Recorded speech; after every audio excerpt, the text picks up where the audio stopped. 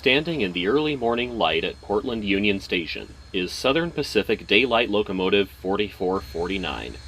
It's July 3rd, 2009, and the famous locomotive is about to embark on a journey of over 2,500 miles to attend Train Festival 2009 in Owosso, Michigan. The journey will take 16 days, including display and layover days, and will use the tracks of 7 different railroads. It's the longest journey the locomotive has undertaken since the trip to New Orleans in 1984.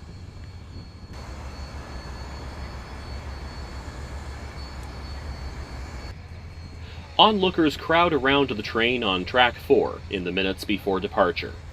Even the passengers on Amtrak Train 500 will have an opportunity to see the legendary locomotive in action as they pause on their journey from Eugene to Seattle.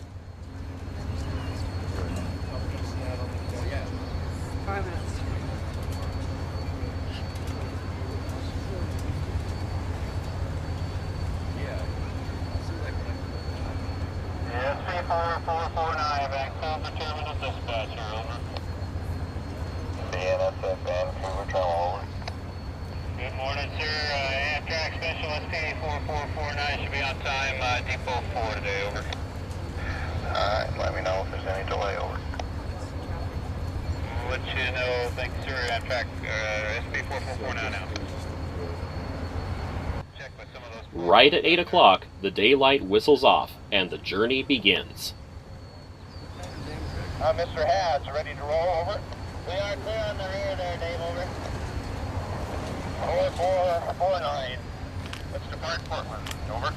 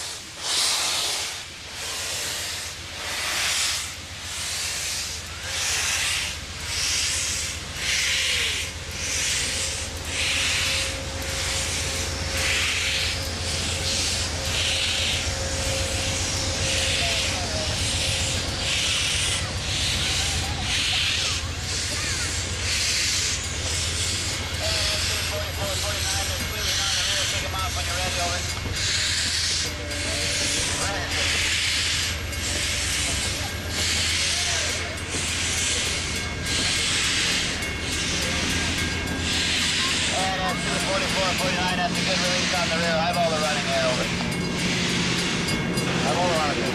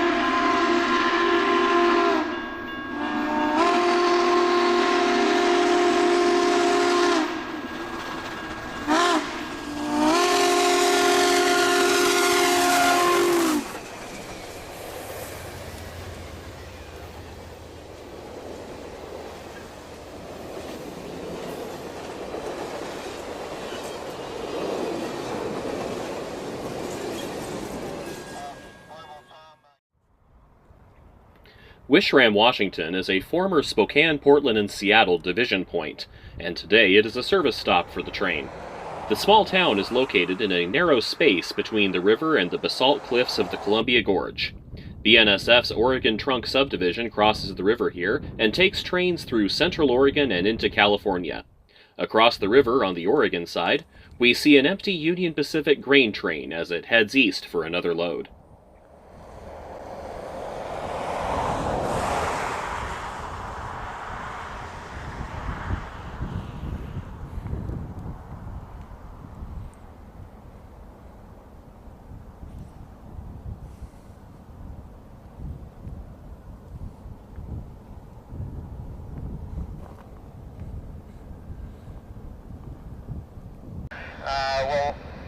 We'll give you a call when we're ready to roll. Just let me know when you think it's going to happen. Over. Okay, dispatch 4449 out. That's after he's down. Hey, Dave, I'm told they're pretty much finished, so we can be ready up here in 5 minutes or so.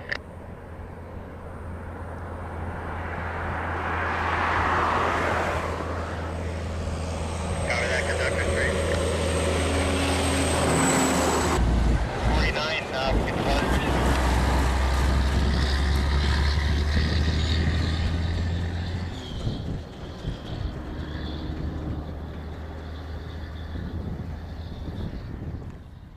With servicing complete, the 4449 departs Wishram for its next scheduled stop at Pasco.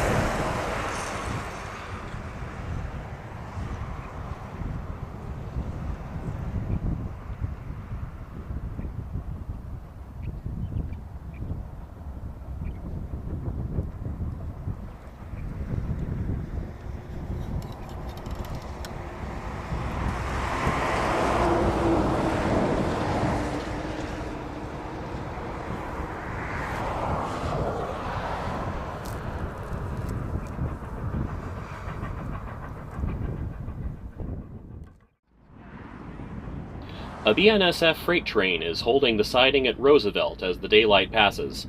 Notice that somewhere between Skamania and here, the Mars light on the locomotive has burned out.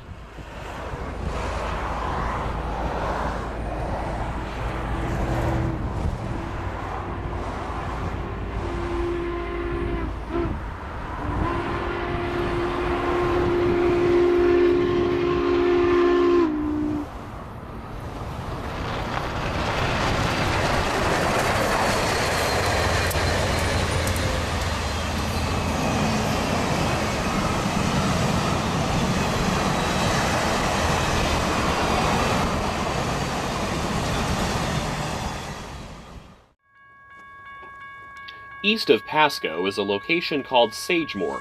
BNSF is storing empty refrigerator cars in the siding here. A loaded grain train makes its way west, towards a crew change at Pasco. Okay, here we go, it's an location, north over.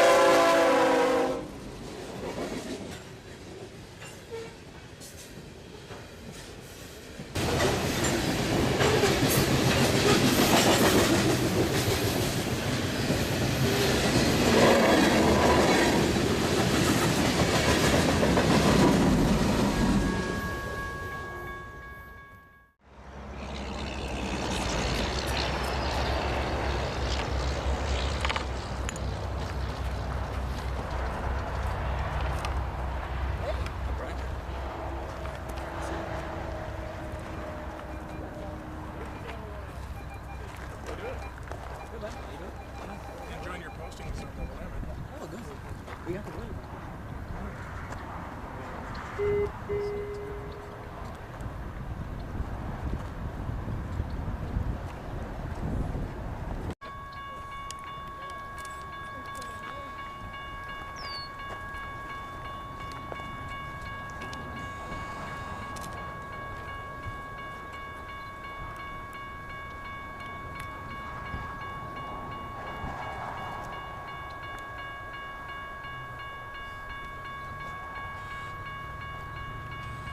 SP 4449, copy 5128.9 over.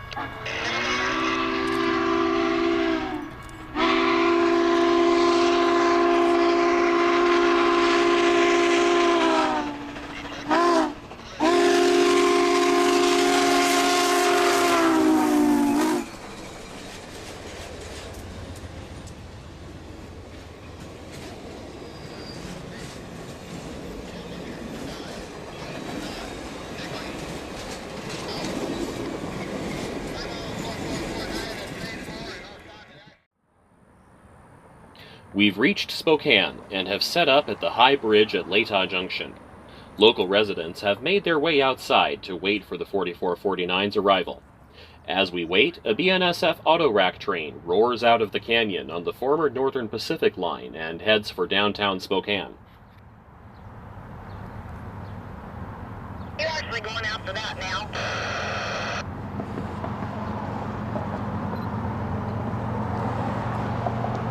Yes, they are.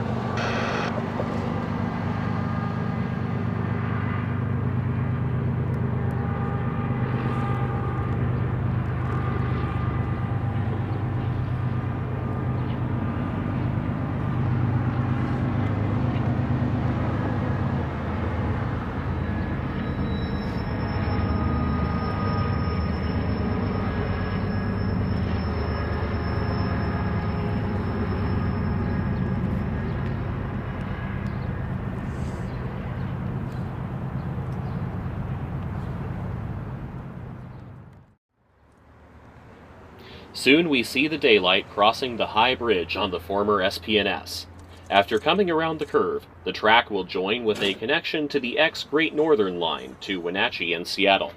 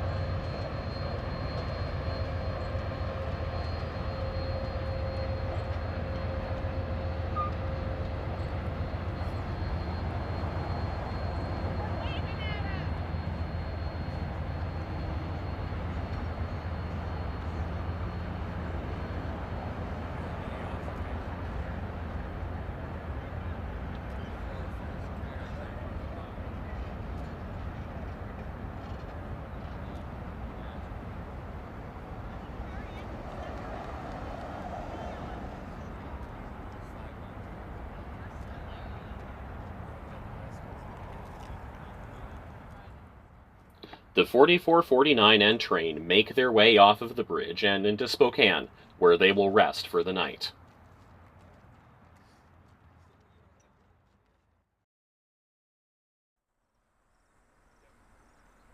On Independence Day, we begin at Rathdrum, Idaho, just across the Washington state line. BNSF 7206 east, border west of Spanish. Ready to go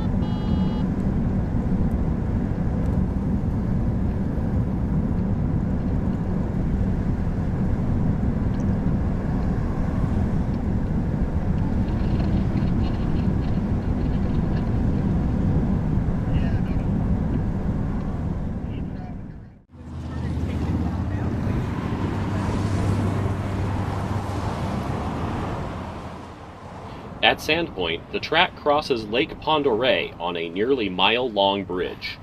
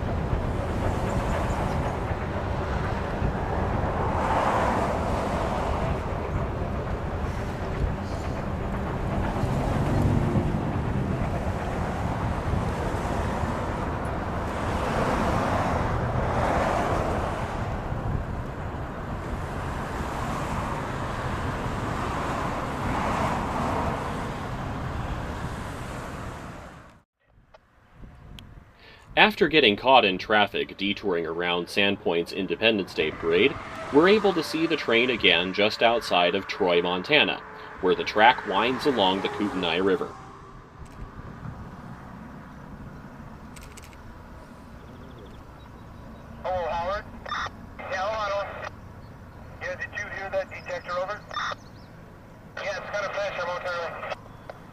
BNSF detector. Milepost 134.5. Hot journal, right side, axle 6. Integrity failure.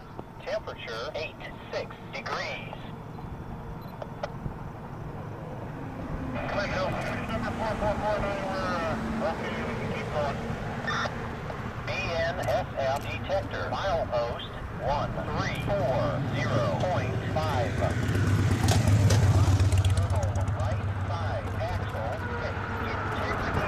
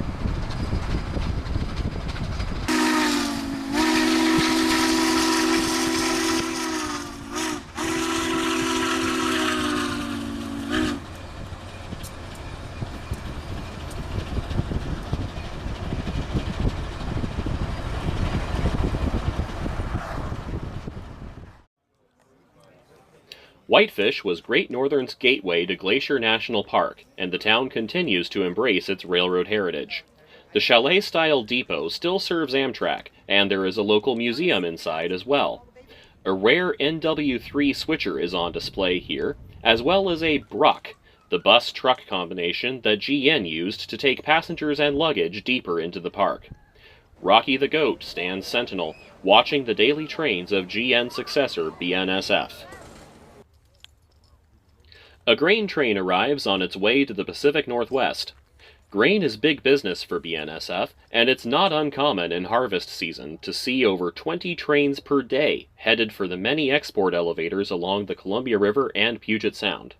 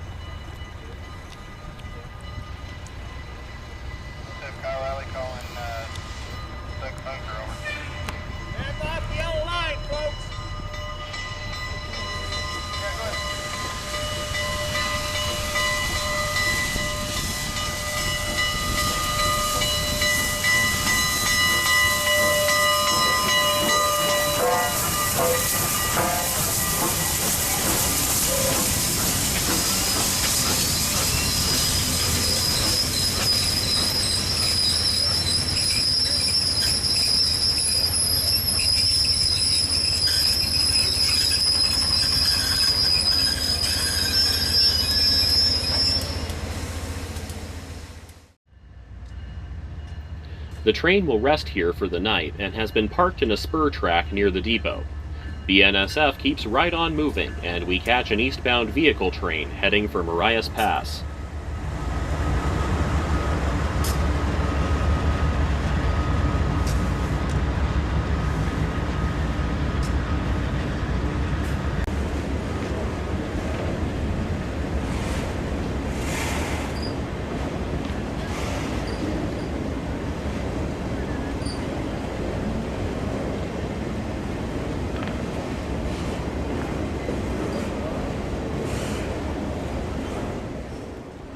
With the train parked, let's take a look at the cars that make up the consist.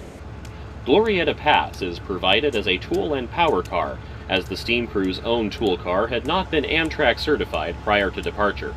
It's a former Santa Fe baggage car, which has been converted to provide head-end power on BNSF's business trains.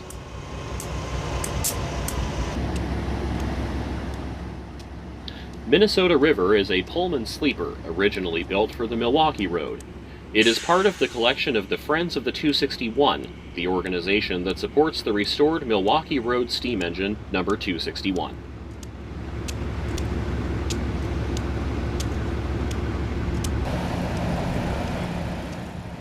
Superdome number 53 is also part of the Friends of the 261 collection. Built for the Milwaukee Road, it later saw service with Canadian National, Chicago and Northwestern, and the North Carolina Department of Transportation before going to the 261. Both this car and the Minnesota River are available from the Friends for charter.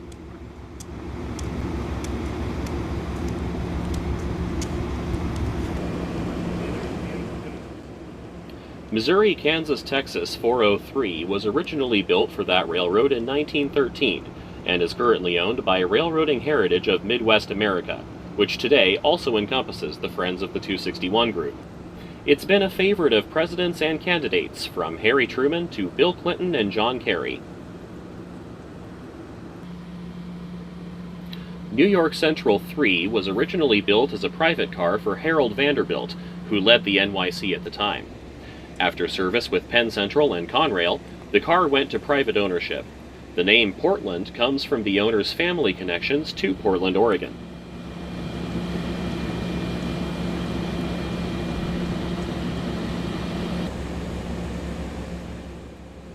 Caritas was a 1948 Pullman sleeper built for the St. Louis-San Francisco Railroad.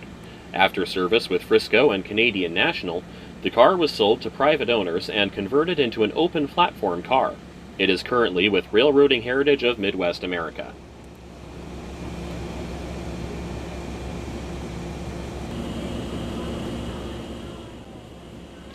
Chapel Hill was built for Marjorie Post in 1922 and originally named Husser. It was sold to the Chesapeake and Ohio in 1937 and later to DeWitt Chapel, a founding member of the American Association of Private Railroad Car Owners. He renamed the car in honor of his alma mater, the University of North Carolina. Chapel passed in 2024, but the car remains in the family.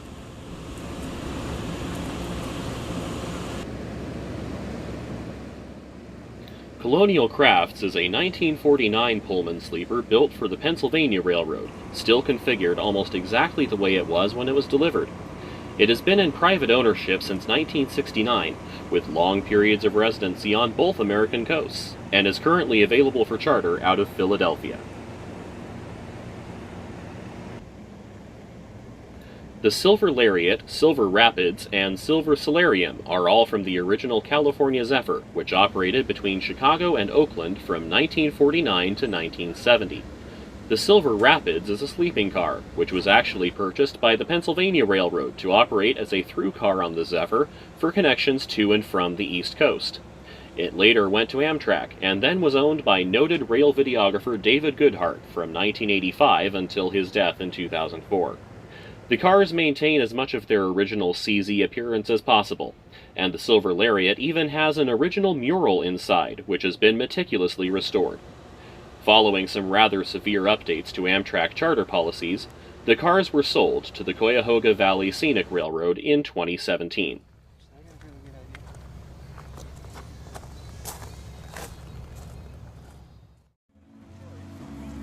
The annual fireworks display is held at Whitefish Lake, just north of the yard. Let's take a moment to watch some of the show.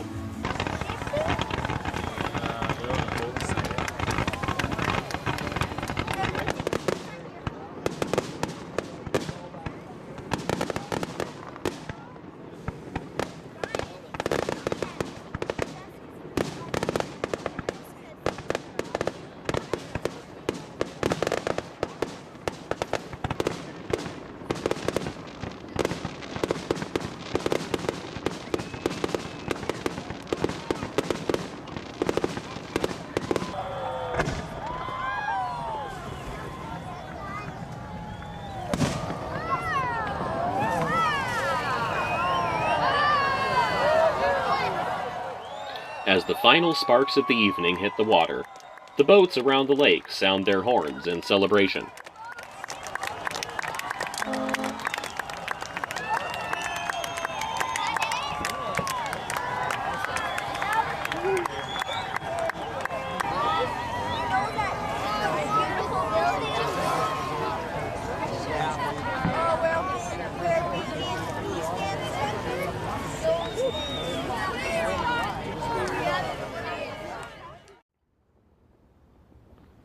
With staccato sounds of fireworks echoing through the night, the Silver Solarium lights up the night with a classic neon drumhead.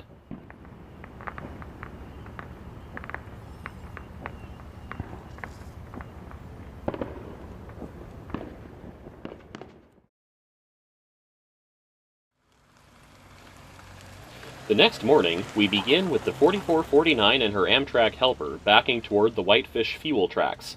For insurance reasons, the train is being operated as an Amtrak charter and requires one of their locomotives to come along for backup.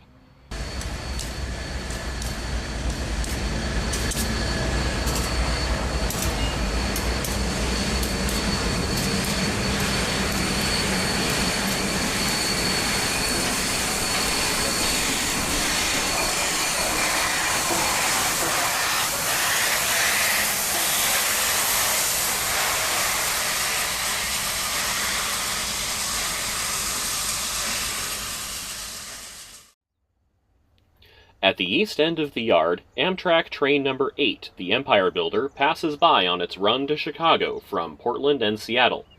While the train has changed significantly since the Great Northern first ran it, the landscape its passengers will enjoy is just as majestic as ever.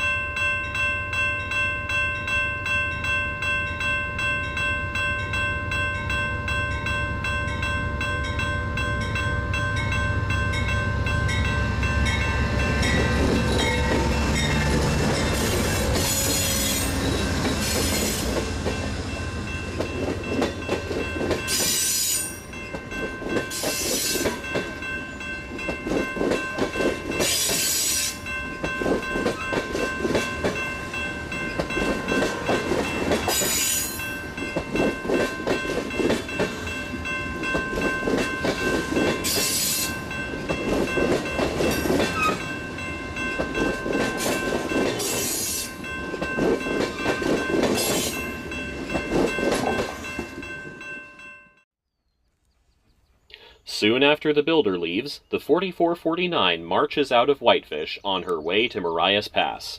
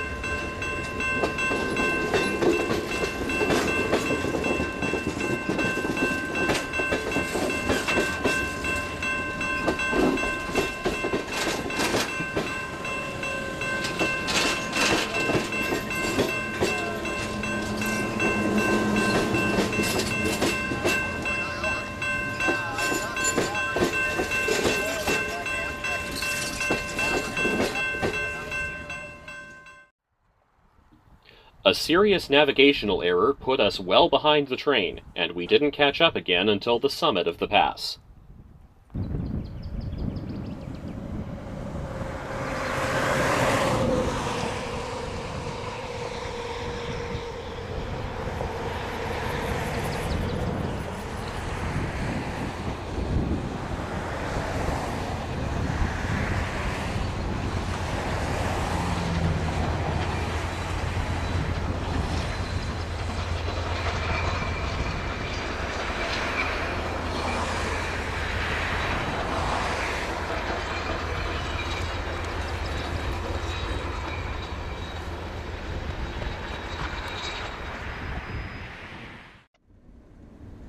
The view along Highway 2 was pretty spectacular, once we overlooked the dead bugs on the windshield.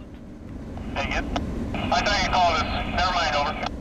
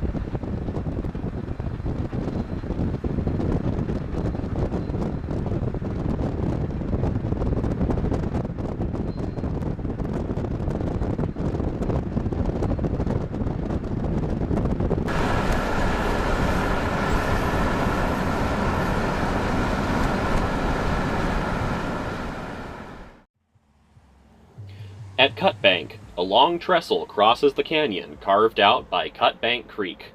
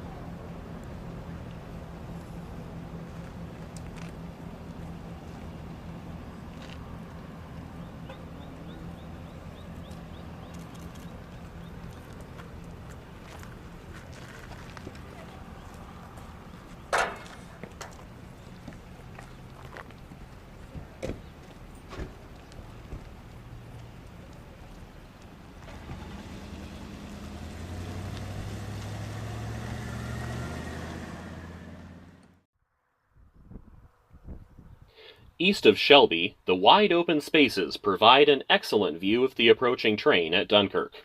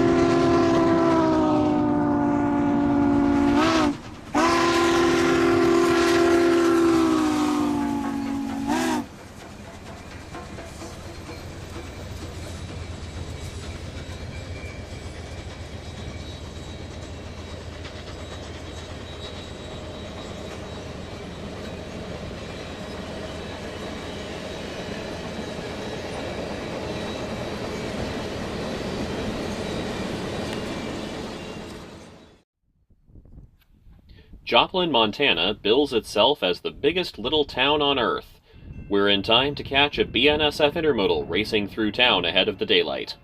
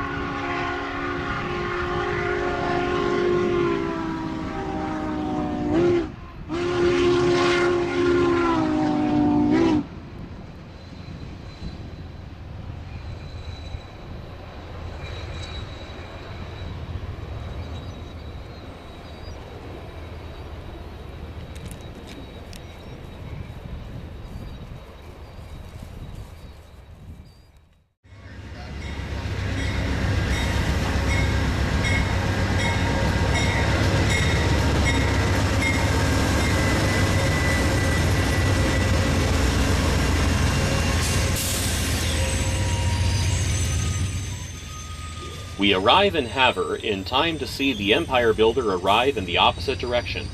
This is train number 7, running from Chicago to Seattle and Portland.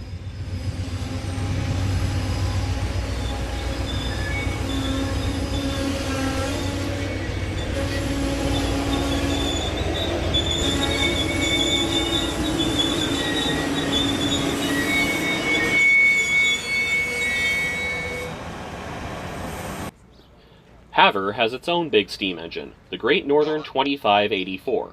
An S2 class Northern, the engine handled GN's premier passenger trains for most of its life until retirement in 1957. There have been efforts to bring the engine back to life again, but so far none have come to fruition.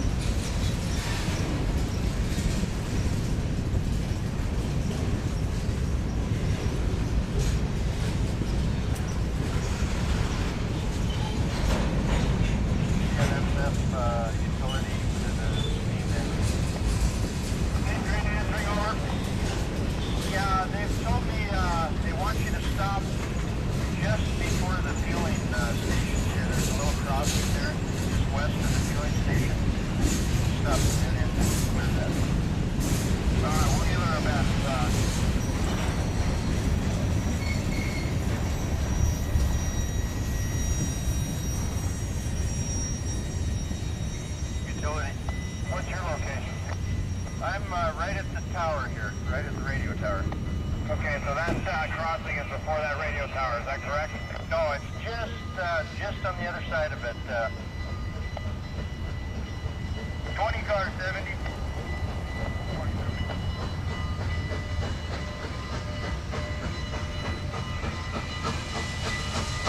The guy in the green vest there is going to stop you.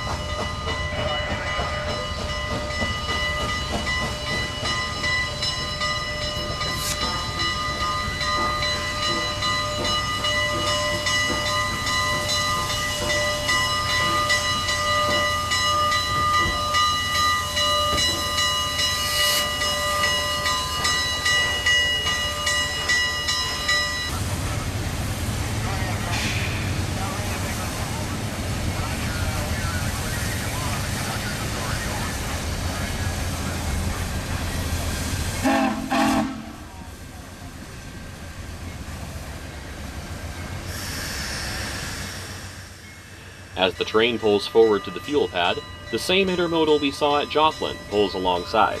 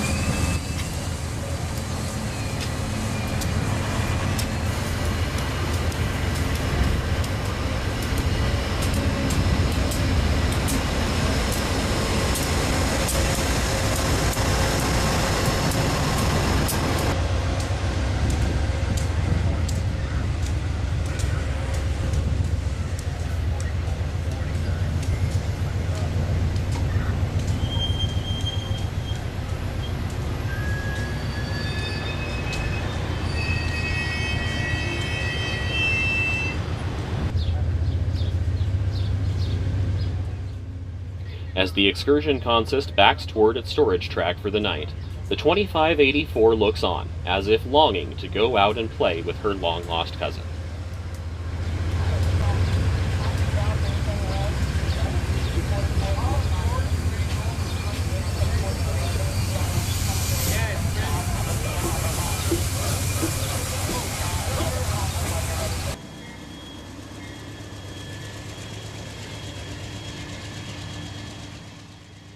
A combination of factors led us to end our chase at Havre. The 4449 would go on to Train Festival, and then run fall excursions in Minneapolis while the 261 was having boiler work done, finally returning to Portland on October 20th, after nearly 6,000 miles of operation. Where he's going.